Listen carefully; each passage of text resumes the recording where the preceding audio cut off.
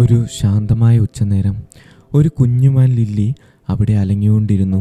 അവളുടെ അമ്മയെ കണ്ടെത്താൻ ശ്രമിച്ചു. കാലുകൾ വിറച്ചു, കണ്ണുകൾ ഭയത്താൽ നിറഞ്ഞു. അവൾ മെല്ലെ കരഞ്ഞു. നദിയിലെ കാറ്റിൽ അത് അലയടിച്ചു. പെട്ടെന്ന് ലില്ലി നദിയിലേക്ക് വീണു. തണുത്ത ചെളി നിറഞ്ഞ വെള്ളം അത് ലില്ലിയെ ഒഴുക്കിൽ കൊണ്ടുപോയി. അവൾ ആകെ പാടുപെട്ടു. ചെറിയ കാലുകൾക്ക് ശക്തി തേങ്ങില്ല. നദിയിലെ ചുഴിയിൽ അവൾ അകപ്പെട്ടു. കണ്ണുകൾ വിടർന്നു. വായിൽ നിന്ന് ഒരലർച്ച മാത്രം. കാറ്റിലും തിരമാലകളിലും അത് മുഴങ്ങി. വെള്ളം ലില്ലിയെ മുക്കി. അവൾ ഒരു നിമിഷം മുകളിലേക്ക് പൊങ്ങി. ആശ നഷ്ടപ്പെടുന്നത് പോലെ. അമ്മയുടെ ലക്ഷണമേ ഇല്ല. ചുറ്റും ഭയപ്പെടുത്തുന്ന തിരമാലകൾ മാത്രം. ലില്ലി പരിഭ്രാന്തയായി.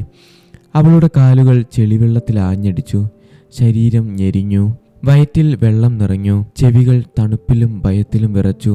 ശ്വാസം എടുക്കാൻ അവൾ ബുദ്ധിമുട്ടി. ഓരോ ശ്വാസവും ഓരോ പോരാട്ടമായി. ലില്ലി ക്ഷീണിച്ചു. എങ്കിലും ഒരവസാന കരച്ചിൽ. പെട്ടെന്ന് ഒരു വലിയ തിരമാല ലില്ലിയുടെ ശരീരം കറങ്ങി ഒരു മരക്കൊമ്പിനടുത്തേക്ക് ഒഴുകി. പക്ഷേ ആരും അവിടെ ഉണ്ടായിരുന്നില്ല. ലില്ലി മുങ്ങാൻ പോകുന്നത് പോലെ. നദിക്കരയിലെ റോഡിൽ മാക്സ് ഡേവിസ്, അവന്റെ നായ ബ്രൂണോ കൂടെയുണ്ട്. മാക്സ് ഒരു നീല കൺവേർട്ടബിൾ ഓടിച്ചു. പെട്ടെന്ന് ഒരു മെല്ലെ കരച്ചിൽ. നദിയിൽ നിന്ന് വന്നതാണോ? മാക്സ് കാർ നിർത്തി. നെറ്റി ചുളിച്ചു. ചുറ്റും നോക്കി. എന്താണ് ആ ശബ്ദം? ബ്രൂണോ തല ഉയർത്തി. ചെവികൾ നീട്ടി മെല്ലെ മുരണ്ടു. എന്തോ തെറ്റാണെന്ന് അവനും തോന്നി. മാക്സ് നദിയുടെ തീരത്തേക്ക് ഓടി. വെള്ളം ചുഴിഞ്ഞു. ആരെങ്കിലും ഉണ്ടോ എന്നവൻ വിളിച്ചു. പക്ഷേ വെള്ളത്തിൻ്റെ ശബ്ദം മാത്രം. ബ്രൂണോ പെട്ടെന്ന് കുരച്ചു. അവൻ മുന്നോട്ട് പാഞ്ഞു. മാക്സ് ഓടിക്കൊണ്ടേയിരുന്നു. നദിയുടെ നടുവിൽ ഒരു ചെറിയ ജീവി. ഓ, ഒരു കുഞ്ഞുമാൻ! മാക്സ് നിലവിളിച്ചു. അവൻ്റെ ഹൃദയം ശാന്തമായി മിടിച്ചു. ഒന്നും ആലോചിക്കാൻ സമയമില്ല. ലില്ലിയെ നോക്കിക്കൊണ്ടേയിരുന്നു. ബ്രൂണോ മടിക്കാതെ വെള്ളത്തിലേക്ക് ചാടി. ലില്ലിയുടെ അടുത്തേക്ക് നീന്തി. ശക്തമായി തന്നെ നീന്തി. വെള്ളം ഇരുവശത്തും തെറിച്ചു. അവൻ്റെ കണ്ണുകൾ ലക്ഷ്യത്തിൽ ഉറച്ചു. ലില്ലി ഇപ്പോഴും പോരാടുകയാണ്. രക്ഷകൻ വരുന്നത് അവൾ അറിഞ്ഞില്ല. ബ്രൂണോ അടുത്തെത്തി. ലില്ലിയുടെ കഴുത്തിൽ മെല്ലെ പിടിച്ചു. വളരെ ശ്രദ്ധയോടെ. ലില്ലി ഞെട്ടി. കാലുകൾ ചുരുണ്ടു. ഒരു വേട്ടക്കാരനാണോ എന്ന് ഭയന്നു. പക്ഷേ ബ്രൂണോ സുരക്ഷിതനാണ്. നഖങ്ങളോ പല്ലുകളോ ഉപയോഗിച്ചില്ല. അവൻ തല തിരിച്ചു. നദിക്കെതിരെ നീന്താൻ തുടങ്ങി. ഓരോ ചലനവും ഉറപ്പോടെ. ലില്ലിയുടെ തല വെള്ളത്തിന് മുകളിൽ നിന്നു. ഇനി അവൾക്ക് ശ്വാസം മുട്ടില്ല. മാക്സ് തീരത്ത് മുട്ടുകുത്തി. ഇരുവരെയും എടുക്കാൻ തയ്യാറായി.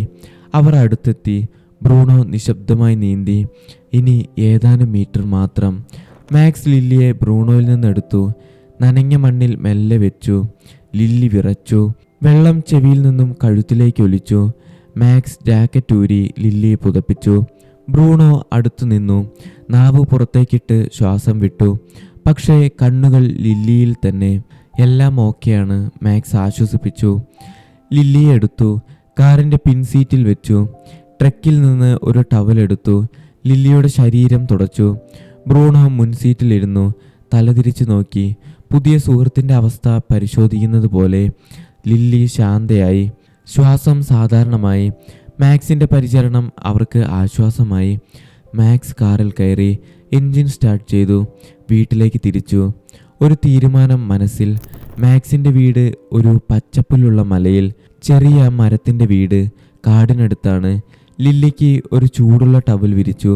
ലിവിംഗ് റൂമിൽ അടുപ്പിനടുത്ത് ബ്രൂണോ അടുത്തു കിടന്നു. ലില്ലിയിൽ നിന്ന് കണ്ണെടുത്തില്ല. ഒരു സഹോദരനെ പോലെ കാത്തു. മാക്സ് ലില്ലിക്ക് ചൂടുള്ള പാൽ കൊടുത്തു. ഒരു കുപ്പിയിൽ നിന്ന് അവളുടെ നെറ്റി മെല്ലെ തടവി. ലില്ലി മാക്സിനെ നോക്കി. കണ്ണുകൾ മെല്ലെ അടങ്ങി. ഓരോ സ്പർശനത്തിലും വിശ്വാസം വളർന്നു. പിറ്റേന്ന് ലില്ലി എഴുന്നേറ്റു. പുറകുവശത്ത് ചെറിയ ചുവടുകൾ വെച്ചു. മാക്സ് അവൾക്ക് ഒരു പേര് നൽകി, ലില്ലി. അവളുടെ പുറത്തെ വെളുത്ത പൊട്ടുകൾ കാരണം ലില്ലി ബ്രൂണോയെ പിന്തുടർന്നു. വീട്ടുമുറ്റത്ത് ഓടി നടന്നു. എല്ലാം അവൾക്കൊരു കൗതുകമായിരുന്നു. ബ്രൂണോ ക്ഷമയോടെ പഠിപ്പിച്ചു. മണക്കാൻ, കുഴിക്കാൻ, പക്ഷികളെ ശ്രദ്ധിക്കാൻ. മാക്സ് എല്ലാ രാവിലെയും അവരെ കൊണ്ടുപോയി അടുത്തുള്ള പാർക്കിലേക്ക്. നാട്ടുകാർ ചിരിച്ചു. ബ്രൂണോയും ലില്ലിയും പുല്ലിൽ ഓടുന്നത് കണ്ടപ്പോൾ തണുപ്പുള്ള ഉച്ചകളിൽ ലില്ലി മാക്സിൻ്റെ മടിയിൽ ചുരണ്ടു. ഒരു വിചിത്രമായ കുടുംബം, പക്ഷേ പൂർണ്ണമായി ഒത്തിണങ്ങി. ബ്രൂണോ ഇനി മുരളില്ല. ലില്ലിയുടെ അടുത്ത് എപ്പോഴും കിടന്നു. ഒരു സഹോദരനെ പോലെ. മാക്സിന് അറിയാമായിരുന്നു വേർപിരിയലിൻ്റെ ദിവസം വരും. 2 ആഴ്ച കഴിഞ്ഞപ്പോൾ സമയമായി. ലില്ലിയെ അമ്മയ്ക്ക് തിരികെ കൊടുക്കണം. മാക്സ് ഒരു മാപ്പ് നോക്കി. സവാനി നദിയുടെ വഴികൾ, അമ്മമാൻ ഉണ്ടായേക്കാവുന്ന സ്ഥലങ്ങൾ. ഒരു വെയിലുള്ള രാവിലെ മാക്സ് ലില്ലിയെയും ബ്രൂണോയും കാറിൽ കയറ്റി പഴയ നദീതീരത്തേക്ക് പോയി. ലില്ലി നിശബ്ദയായിരുന്നു. ചെവികൾ ഇളകിക്കൊണ്ടിരുന്നു. എന്തോ പരിചിതമായ ശബ്ദം കേൾക്കുന്നത് പോലെ. നദീതീരത്തെത്തി. മാക്സ് കാർ ഓഫ് ചെയ്തു. ലില്ലിക്ക് വാതിൽ തുറന്നു കൊടുത്തു. അവൾ പുറത്തിറങ്ങി. ബ്രൂണോ ചുറ്റിനും ഓടി. മണം പിടിച്ചു. മാക്സ് കാട്ടിൽ ഒരടയാളത്തിനായി നോക്കി. പെട്ടെന്ന് ദൂരെ നിന്ന് ഒരു വലിയ മാൻ, ഒരു പെൺമാൻ. അവൾ ഓടിയില്ല, കണ്ണുകളിൽ പ്രതീക്ഷയോടെ. ലില്ലി ഒരു നിമിഷം നിന്നു, പിന്നെ ഓടി അമ്മയുടെ അടുത്തേക്ക്. മാക്സ് ശ്വാസം പിടിച്ചു.